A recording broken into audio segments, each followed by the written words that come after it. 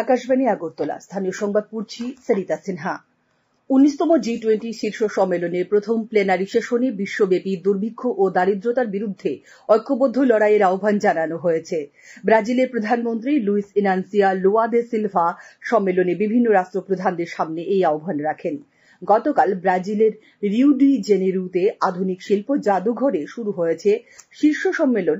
প্রধানমন্ত্রী নরেন্দ্র মোদী এই শীর্ষ সম্মেলনে যোগদানের উদ্দেশ্যে রিওতে পৌঁছলে প্রবাসী ভারতীয়রা সংস্কৃত শ্লোক মন্ত্রোচ্চারণ করে তাকে উষ্ণ অভ্যর্থনা জানান।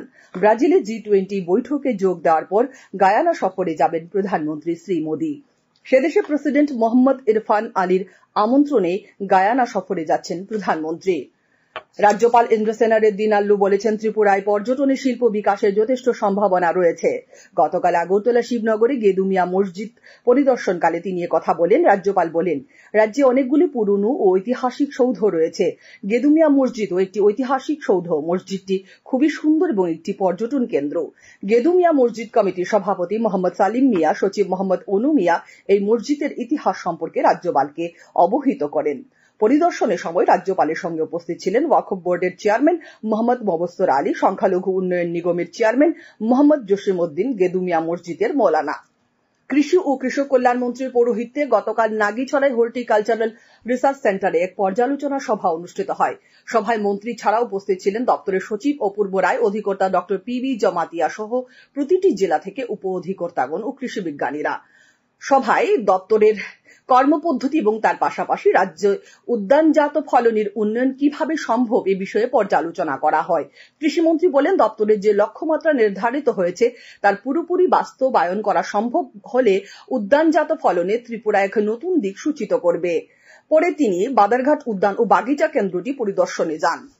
গুরুকুল সোসিও কালচারাল অর্গানাইজেশনের উদ্যোগে আগামী 23 নভেম্বর আগরতলা রবীন্দ্র ভবনের শাস্ত্রীয় সঙ্গীত অনুষ্ঠানের আয়োজন করা হয়েছে।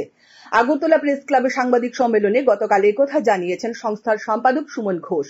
23 নভেম্বরে শাস্ত্রীয় সঙ্গীত সন্ধ্যায় কলকাতা ও ত্রিপুরা শিল্পীরা অংশগ্রহণ করবেন। এছাড়া এবছর দুটি বিভাগে পণ্ডিত কিষাণ মহারাজ সঙ্গীত প্রতিযোগিতা অনুষ্ঠিত হচ্ছে। প্রতিযোগিতায় থাকছে তবলা বাদ্য ও শাস্ত্রীয় সঙ্গীত। স্কলারশিপ প্রদানের দাবিতে গতকাল জনজাতি কল্যাণ দপ্তরের সামনে বিক্ষোভ প্রদর্শন করেছে জনজাতি ছাত্রছাত্রীরা। অবিলম্বে ছাত্রীদের স্টাইপেন্ড প্রদান করা না হলে আগামী দিনে ধর্নায় বসবেন বলে তারা জানান। এদিকে চলতি বছরের ডিসেম্বরের প্রথম সপ্তাহের মধ্যে তাদের প্রথম সেমিস্টার পরীক্ষার ফি জমা দেওয়ার জন্য কলেজের পক্ষ থেকে বলা হয়েছে।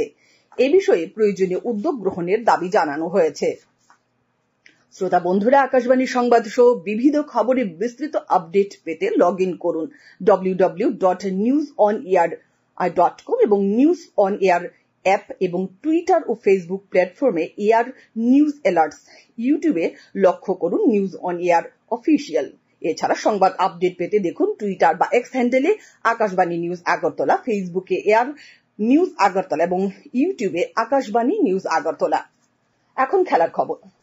সন্তোষ ট্রফি জাতীয় সিনিয়র ফুটবল প্রতিযোগিতার ডি গ্রুপের তৃতীয় তথা শেষ রাউন্ডের খেলায় উমাকান্ত মিনি স্টেডিয়ামে আজ বিকেল 4টায় ত্রিপুরা ও মণিপুর পরস্পরের মুখোমুখি হবে।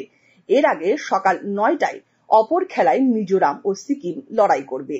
বিকালে মুখ্যমন্ত্রী প্রফেসর ডক্টর মানিক সাহা মাঠে উপস্থিত থাকবেন। এখন আবহাওয়ার খবর। আজ আকাশ পরিষ্কার থাকবে। সকালে কুয়াশা ছিল। আজ তাপমাত্রা সর্বোচ্চ 30 ডিগ্রি সেলসিয়াস এবং সর্বনিম্ন 17 ডিগ্রি সেলসিয়াসের কাছাকাছি থাকবে। আজ ভোরে সর্বনিম্ন তাপমাত্রা ছিল 16.6 ডিগ্রি সেলসিয়াস। স্থানীয় সংবাদ এখনকার মতো এই পর্যন্ত।